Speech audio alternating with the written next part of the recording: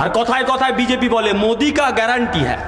এই সভা থেকে বিজেপির কাছে প্রশ্ন করতে চাই, এরপরেও নরেন্দ্র মোদী আসবে পশ্চিমবঙ্গের মাটিতে, যদি আপনার হিম্মত থাকে, যদি সৎ সাহস থাকে, নরেন্দ্র মোদীর চোখে চোখ রেখে প্রশ্ন করুন, মোদি কা গ্যারান্টি যদি সত্যি সত্যি হয়, আপনি গ্যারান্টি দিয়ে বলুন ভাইপো কবে জেলের মধ্যে যাবে।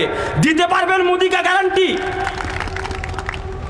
ইসরো চন্দ্রযান চাঁদে পাঠাতে পারে, পৃথিবী থেকে চন্দ্রযান চাঁদে চলে যাচ্ছে, আর সিবিআই দিল্লি থেকে কালীঘাটে যেতে পারছে না।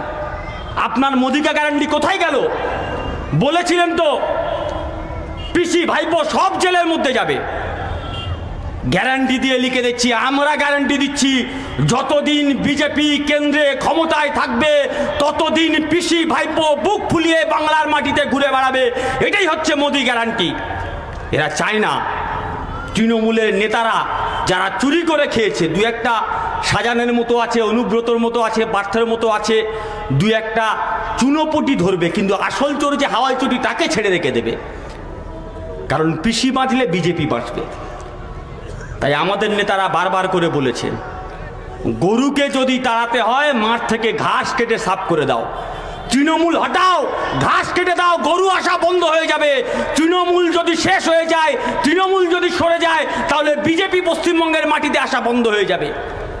কত যায়। আর যে সমস্ত তৃণমূলের নেতারা এখন থেকে ধমকানো চমকানো শুরু করেছেন, ভাবছেন ধমকে চমকে পঞ্চায়েতের মতো, গতবারে বিধানসভার মতো, লোকসভার মতো বুথ দখল করবেন, জ্যাম করবেন, আমরা বলছি সেগুলে বালি আছে। তাকিয়ে দেখুন মানুষ কি বলছে, তাকিয়ে দেখুন সন্দেশখালীর মা বোনেরা কি বলছে। আজকে শুধু সন্দেশখালী, গোটা পশ্চিমবঙ্গ আজকে সন্দেশখালী হয়েছে। আমরা লাল ঝান্ডার পার্টি, আমাদের নেতারা আমাদের শিখিয়েছে, দেয়াল থেকে শিখতে হয়, দেয়াল থেকে জানতে হয়, দেয়ালে পিঠ থেকে গেলে দেয়াল জুড়ে লিখতে হয়। আর নতুন সিলেবাসে আমাদেরকে শিখিয়েছে যদি প্রয়োজন হয় দেয়াল ভেঙে রাস্তা তৈরি করতে হবে, দেয়াল ভেঙে এগোনোর নাম লাল ঝান্ডার পার্টি। ওরা আমাদের সামনে দেয়াল তুলতে চাইছে। যারা ছিটকে চোর এলাকায় আছেন, ভাবছেন ধমকে চমকে আরো কটা দিন যদি কাটমানি খাওয়া যায়, আরো কটা দিন যদি ট্রিপল চুরি করা যায়, আরো কটা দিন যদি চাল চুরি করা যায়, তাকিয়ে দেখুন বীরভূমের বাঘ মিনি বিড়াল হয়ে তিহার জেলে কম্বল পেতে শুয়ে আছে। সন্দেশখালীর শাহজাহান বেতাজ বাদশা মেউ মেউ করে ঘুরে বেড়াচ্ছে। পার্থ চ্যাটার্জি তৃণমূলের সেকেন্ড ইন কমান্ড, যার কাটাতে পুলিশ উঠতো আর বসতো, তাকে মা বোনেরা জুতো ছুঁড়ে মারছে। আর আপনি দু পয়সার ছিটকে মস্তান, আপনি ভাবছেন বেঁচে যাবেন। সবে তো শুরু হয়েছে, সবে অনুব্রত বাঘ থেকে মেনি বিড়াল হয়েছে।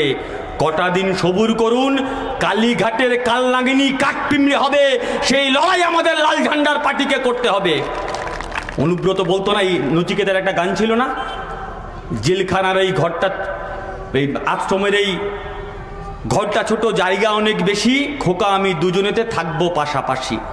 এখন অনুব্রত মণ্ডল তিহার জেলে শুয়ে শুয়ে গান করে, জেলখানার এই ঘরটা ছোট, জায়গা অনেক বেশি, খুকি আমি দুজনেতে থাকবো পাশাপাশি। কটা দিন সবুর করুন, কটা দিন পরে পিসিও গান করবে, জেলখানার এই ঘরটা ছোট, জায়গা অনেক বেশি, ভাইপো পিসি দুজনেতে থাকবো পাশাপাশি। সেই দিনটার স্বপ্ন আমরা লাল ঝান্ডার পার্টি করি। সেই দিকে পশ্চিমবঙ্গের মানুষ এগোচ্ছে। আর মানুষ যখন এগোচ্ছে তখন মানুষকে ভাগ করে দাও, হিন্দু মুসলমানে ভাগ করো। মোদি কা গ্যারান্টি, মোদিকে তো উত্তর দিতে হবে। আপনি যে বলেন মোদি কা গ্যারান্টি, মোদি কা গ্যারান্টি, বিজেপির গ্যারান্টি, উত্তর দিতে হবে তো। বিজেপি বলেছিল বছরে 2 কোটি বেকারের চাকরি দেবে। আপনার বাড়ির ছেলেটা চাকরি পেল, আপনি হতে পারেন বিজেপি করেন, হতে পারেন তৃণমূল করেন। আপনার সন্তান চাকরি পেল, গোটা শিক্ষা ব্যবস্থার মেরুদণ্ড ভেঙে শেষ করে দেওয়ার চেষ্টা করা হচ্ছে। ভারতবর্ষের মাটিতে এরকম 10 লাখ এমন স্কুল আছে যে স্কুলে সরকারি শিক্ষকের সংখ্যা মাত্র 1। ওখানে দাদা যেমন করে, এখানে দিদি তেমন করে। ওখানে 10 লাখ স্কুল প্রায় উঠে যাওয়ার মতো। এখানে রাজ্য সরকার নোটিশ করেছে 8,500 স্কুল বন্ধ হয়ে যাবে। ওখানে নরেন্দ্র মোদী সরকার বলছে আমি নয়া জাতীয় শিক্ষানীতি নিয়ে এসেছি, NEP বলে নয়া জাতীয় শিক্ষানীতি, নিউ এডুকেশন পলিসি। আমরা বললাম সেটা কি? বললো সরকারি স্কুল কলেজ আস্তে আস্তে বিক্রি করে দিতে হবে, এখান থেকে তো কোনো আয় হচ্ছে না, ফলে এগুলো বন্ধ করে দিতে হবে। আম্বানি আদানিরা এসে স্কুল খুলবে, যে স্কুলে ফিস হবে 30,000 40,000 মাসে, আপনার বাড়ির ছেলেটা ওই আম্বানি আদানির স্কুলে পড়তে পারবে না? পড়তে পারবে না। ওখানে দাদা বলল এনইপি করব, এখানে দিদি বলল এসিপি করব। जो हाल दिल का इधर हो रहा है वो हाल दिल का उधर भी हो रहा है।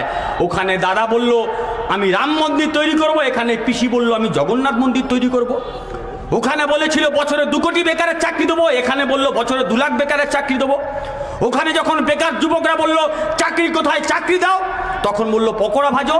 এখানে যখন বছরে 2 লাখ বেকার, যখন বেকাররা বলল চাকরি দাও, তখন বলল চপ ভাজো। আমরা তৃণমূলকে বলতে চাই, আর যাই পারে হোক, যারা চপ বিক্রি করে তারা নিজের গতর খাটিয়ে ওই উনুনের সামনে গরমের সময় নিজের ঘাম ঝরিয়ে চপ বিক্রি করে, নিজের গতর খাটিয়ে ইনকাম করে।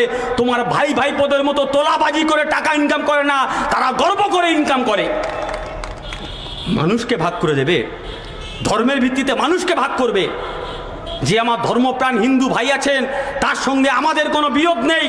বিশ্বাস করুন, আপনি যে রামচন্দ্রকে পুজো করেন আপনার সঙ্গে আমাদের কোনো বিরোধ নেই। ওরা প্রতিদিন আপনার মগজে ঢোকানোর চেষ্টা করছে শ্রী রামচন্দ্রের মন্দির হচ্ছে। দেখো, আসলে আপনি যে রামচন্দ্রের পুজো করেন আর নরেন্দ্র মোদী যে রামের কথা বলেন, দুটোর মধ্যে আকাশ আর পাতালের পার্থক্য আছে। আপনি ভগবান শ্রী রামচন্দ্রের পুজো করেন আর নরেন্দ্র মোদীর রাম, কোন রামের কথা নরেন্দ্র মোদী বলে? আপনি যদি রামকে ইংরেজিতে বড় করে লেখেন RAM রাম, আর থেকে রিলায়েন্স ইন্ডাস্ট্রি, এ থেকে আদানি, এম থেকে মোহন ভাগবত। আসলে নরেন্দ্র মোদী আদানি, রিলায়েন্স, মোহন ভাগবতদের ভারতবর্ষ তৈরি করতে চাইছে। এদের বিরুদ্ধে আমাদের লড়াই। আর এই লড়াই যখন আমরা করতে চাই তখন আমাদের সামনে বলে NRC নিয়ে আসবো, CA নিয়ে আসবো, NPR নিয়ে আসবো। বিজেপি প্রতিদিন আমার আপনার সামনে স্লোগান দিচ্ছে। দেশের স্বরাষ্ট্রমন্ত্রী পশ্চিমবঙ্গের মাটিতে আসছে, এসে বলছে NRC করব। হিন্দি হিন্দু হিন্দুস্তান, মুসলিম যাও পাকিস্তান। কেন যাবে?